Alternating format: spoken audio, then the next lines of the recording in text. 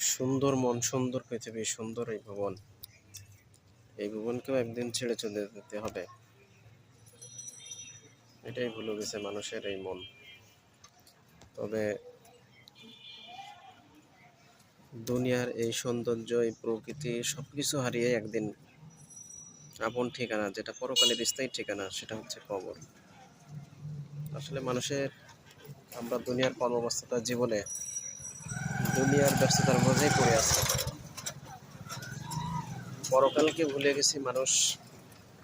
রিজিকের সন্ধানে দুনিয়ার পেরেশানিতে ডুবে আছি অসত।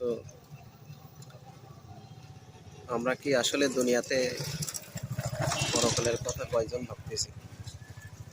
পরকালের এখান থেকে আমাদের দুনিয়া চিরযোগ্য, বসবাসের যোগ্য নয়। 3 বছর, 5 বছর, 7 বছর, 10 বছর, 20 বছর মানুষ ক্যারিয়ার করার জন্য কত কষ্ট শ্রম দিয়ে মানুষ পরিশ্রম করে। এরপরও 10 বছর, 20 বছর পর সাধনার পরে মানুষের পরিশ্রম সাধনার ফলে তারপরেও তার ক্যারিয়ার হয়। কিন্তু হায়াতের জীবন কতটুকু? দুনিয়াতে 70 বছর, 60 বছর, 80 বছর, এরপরে মানুষ হায়াত একদিন ঠিকই শেষ হয়ে যাবে।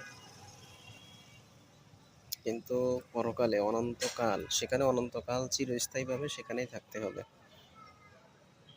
এই জন্য বলি, আসুন সবাই আমরা 5 ওয়াক্ত নামাজ পড়ি এবং আল্লাহর সুন্নত মোতাবেক আমল করি।